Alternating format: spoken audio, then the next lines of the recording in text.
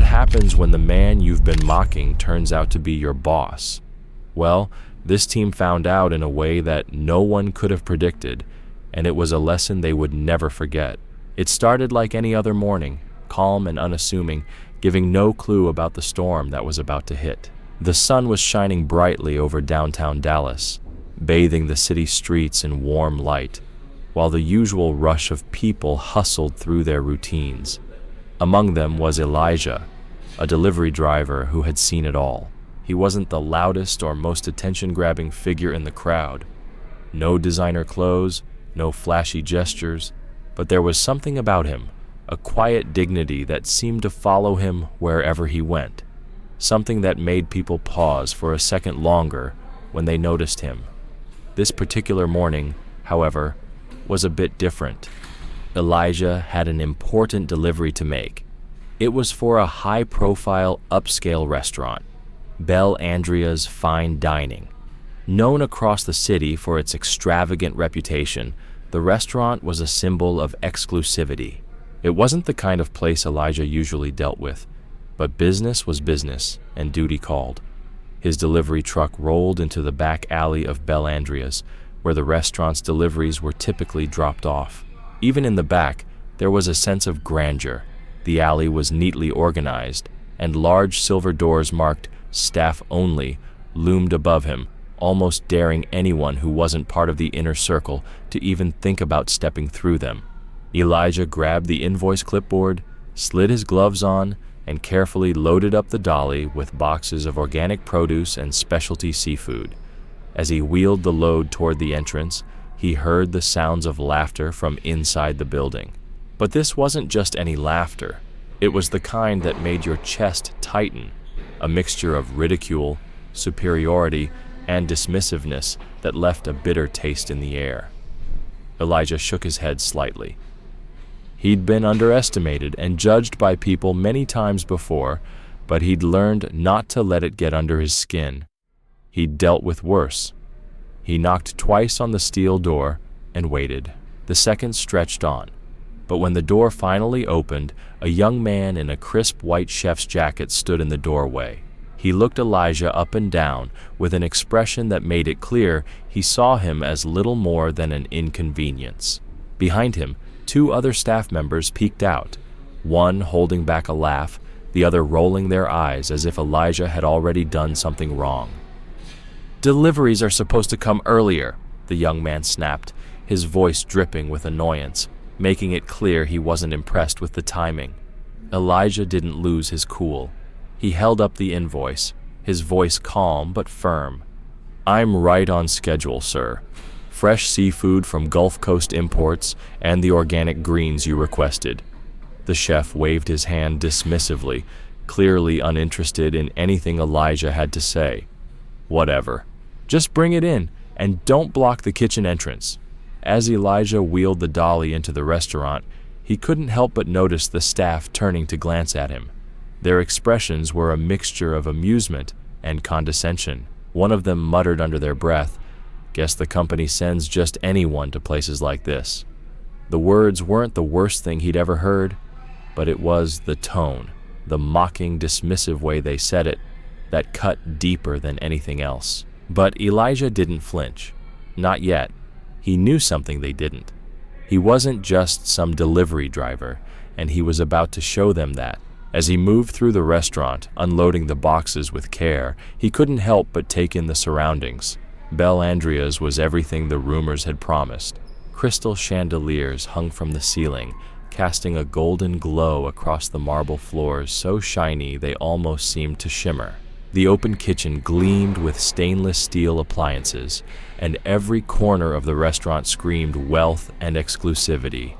But underneath all the shiny surfaces and polished exteriors, something felt off. Elijah observed the staff as they bustled around the kitchen. Sure, they moved quickly and efficiently, but there was a certain air about them. It wasn't just about doing their jobs. They wore their roles like a badge of honor. They were proud of their position in the hierarchy, and right now, Elijah was at the very bottom of it. But that was okay. He knew that would change soon enough. He'd seen their kind before. the ones who believed their position made them better than everyone else, the ones who thought their fancy jobs gave them the right to look down on others.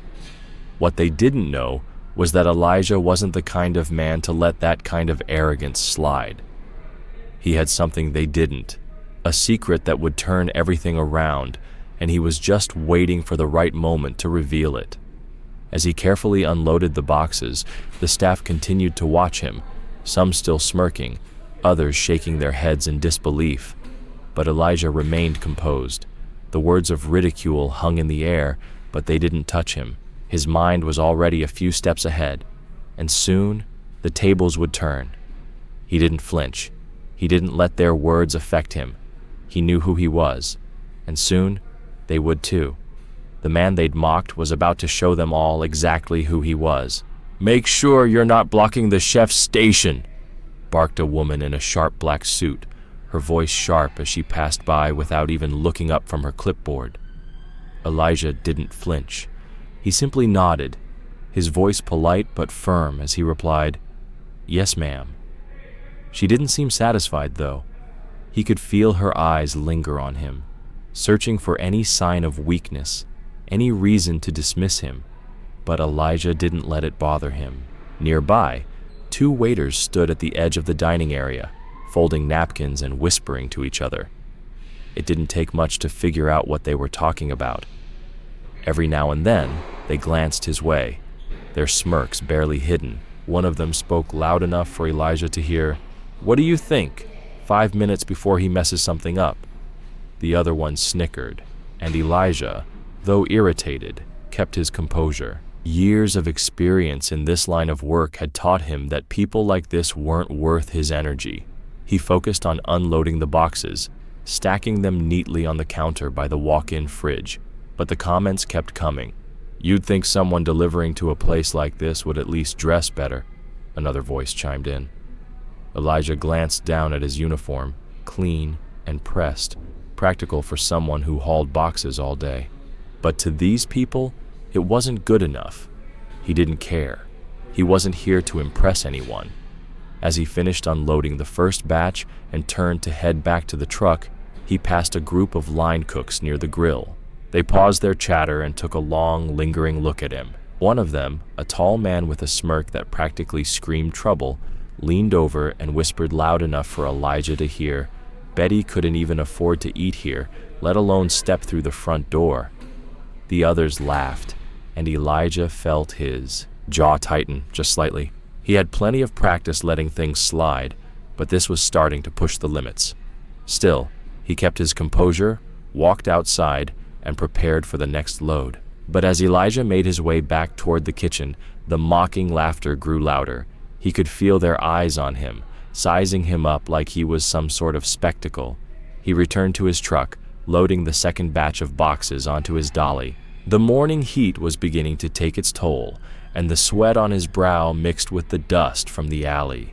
Yet, as he pushed the dolly toward the kitchen doors, the faint laughter echoed in his ears. They hadn't even tried to lower their voices. When Elijah re-entered the kitchen, the head chef, a sharp-featured man named Damien, was inspecting the seafood he'd already delivered. Damien turned his nose up slightly as he picked up a crate. "Is this the best they could send?" he muttered, just loud enough for Elijah to hear. Elijah paused for a moment. "If there's an issue with the quality, I can call the supplier," he offered calmly. Damien cut him off with a dismissive wave. No, just drop it off and leave. We've got more important things to focus on." Elijah nodded, not allowing the tone to bother him. As Elijah unloaded the second batch of boxes, he couldn't help but notice how Damien carried himself. He spoke loudly, directing the staff with exaggerated authority, as though he needed everyone in the room to know he was in charge. "I swear," Damien said, turning to one of the servers, "the standards are dropping everywhere. Look at this guy. Do they not teach professionalism to delivery drivers anymore?" The server, a young woman with a forced smile, glanced at Elijah, but didn't say a word. Instead, she nodded at Damien and busied herself with setting up the nearby dining area. Elijah kept his head down and finished unloading. He wasn't about to let their words get to him, but he couldn't ignore the growing irritation bubbling beneath the surface. It wasn't just the comments, it was the blatant lack of respect, the assumption that he was less than because of his job. As he moved to stack the empty crates, one of the kitchen staff called out, "Hey, delivery guy, you missed a box." Elijah stopped, confused, because he was sure he hadn't missed anything. The staff member pointed to a crate sitting near the door. Working methodically, Elijah walked over and bent down to pick it up, only to realize it was empty. A round of laughter rippled through the kitchen. "Just messing with you, man," one of the cooks called out, slapping his knee. "Relax a little." Elijah didn't respond. He just placed the empty crate back down and finished his work, silently pushing aside the sting of their laughter. He wasn't here for their approval, and he wasn't going to let them get to him. But little did they know, the day was just getting started. Elijah's patience was starting to wear thin, but he reminded himself why he was there. He had a job to do and a point to make, even if they didn't realize it yet. When the delivery was finally complete, Elijah handed the signed invoice to Damien, the chef. But Damien didn't even spare him a glance as he scrawled his signature across the paper. "You can go now," he said curtly, dismissing Elijah without even the courtesy of a thank you. Elijah paused for a moment, steadying his gaze on the chef. "Have a good day," Elijah said evenly, his tone calm and respectful, before he turned and made his way back to his truck. But just as he reached the door, one of the waiters muttered under his breath, "Yeah, go back to wherever you came from." That was it. Elijah stopped in his tracks, his hand resting on the door handle for a brief moment. The room fell silent. All eyes were on him. Elijah turned slowly, his gaze locking onto the waiters. There was no anger in his expression, just a quiet, unwavering confidence that immediately silenced the smirks and whispers around him. "I came here," Elijah said, his voice steady and strong, "to deliver something you clearly need more of: respect." The room went silent. The waiter didn't reply, and no one dared to speak. Elijah held their gaze for a second longer before turning and walking out of the kitchen, the door closing softly behind him. But what the staff didn't know was that the real surprise was still waiting for them, and it was only a matter of time before they realized who Elijah really was. Leaning against the side of his truck, Elijah took a moment to collect himself. The delivery was done, but the weight of the morning lingered. He'd been in similar situations countless times, but today felt different. Maybe it was the way everyone had been so comfortable in their assumptions, so blinded by their preconceived notions about him. He glanced up at the grand facade of Belle Andrea's fine dining, the name etched in elegant gold letters above the entrance. It was surreal, really. Just a few weeks ago, he had signed the final papers that made him the proud owner of this place, a bold move in his growing empire of fine dining establishments. But Elijah's journey wasn't one of privilege or shortcuts. It was built on years of sweat, sacrifice, and a relentless drive to prove himself. Elijah had grown up in a small town in Louisiana, where opportunities were scarce, and the expectations for someone like him were even scarcer. His parents worked tirelessly, instilling in him the values of hard work and integrity. He'd started as a dishwasher in a local diner when he was just 16, watching the cooks and servers with fascination, dreaming of the day when he could create something bigger, something extraordinary. Over the years, he climbed the ladder, moving from kitchen staff to manager. Eventually, he saved enough to open his first restaurant. It wasn't flashy, but it was his. And from there, his vision only grew. When the opportunity to buy Belle Andrea's came up, Elijah didn't hesitate. He knew it was a risk, but he also knew what this place could become under his leadership. The restaurant had a reputation for exclusivity, but Elijah saw potential beyond that surface. He wanted to transform it into a place where everyone felt valued, from the guests to the staff to the people making the deliveries. But Elijah also knew that the transition wouldn't be easy. He'd chosen not to announce his ownership immediately. Instead, he wanted to observe the culture firsthand. He wanted to see how the staff operated when they thought no one was watching. And what he saw that morning only confirmed what he had suspected. Change was long overdue. Elijah climbed back into his truck, taking a few notes on his tablet. He was preparing for the meeting he had scheduled with the staff later that afternoon. He'd kept the announcement of his arrival vague, telling the manager to gather everyone in the dining room at 3 p.m. As he thought about the chef, Damien, and the way he carried himself, quick to judge and dismiss, he thought about the waiters, the kitchen staff, and the manager who had barely acknowledged him. Elijah didn't feel anger toward them. He felt something deeper, disappointment. He was disappointed by how easily people fell into patterns of prejudice and disrespect. By the time he drove away from the restaurant, Elijah had made up his mind. The meeting wouldn't just be an introduction. It would be about setting the tone for what Bel Andreas would stand for moving forward. Respect, humility, and equality. Those weren't just buzzwords to him.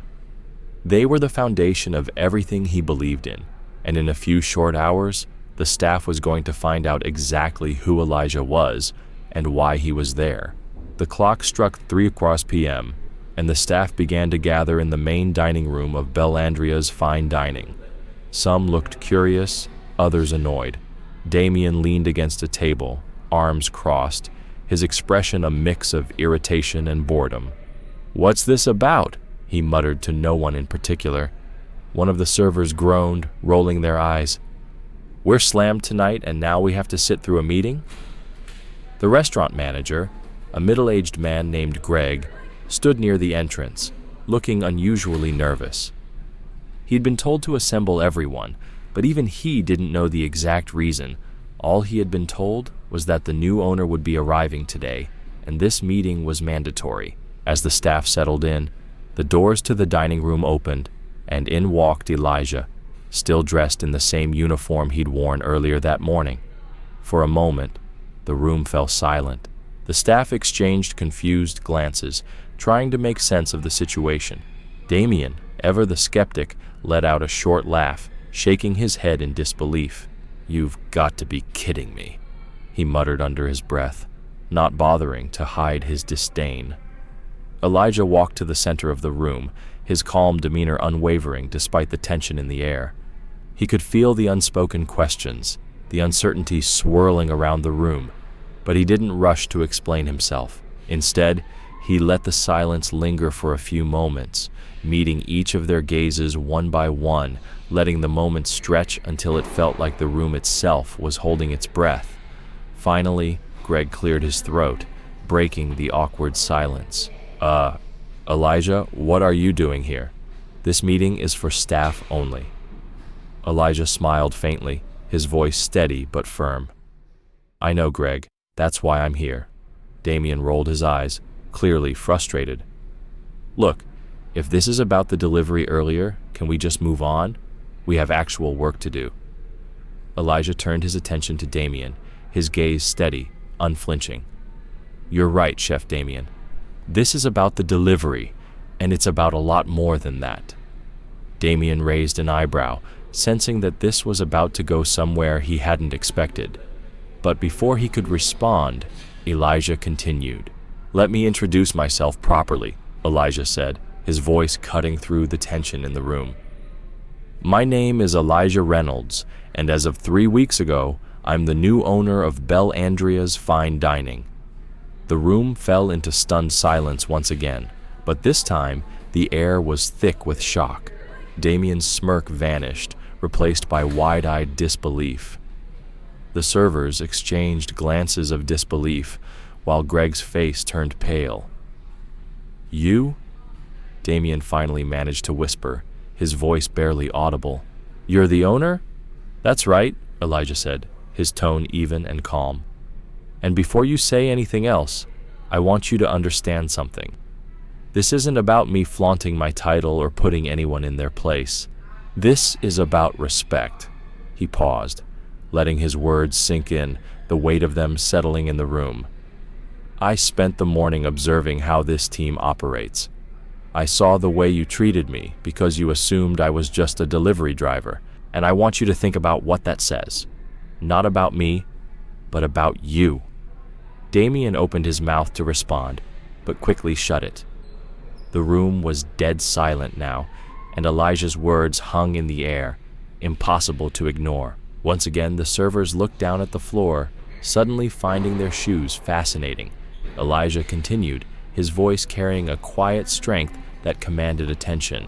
"You judged me before you even knew who I was," he said, his words deliberate and unwavering. "You made assumptions based on how I looked, what I was wearing, and the job I was doing. And that behavior, it doesn't just hurt me, it hurts this restaurant. It hurts the culture we're trying to build here." The room stayed silent, Elijah's words hanging in the air, sinking in deeply.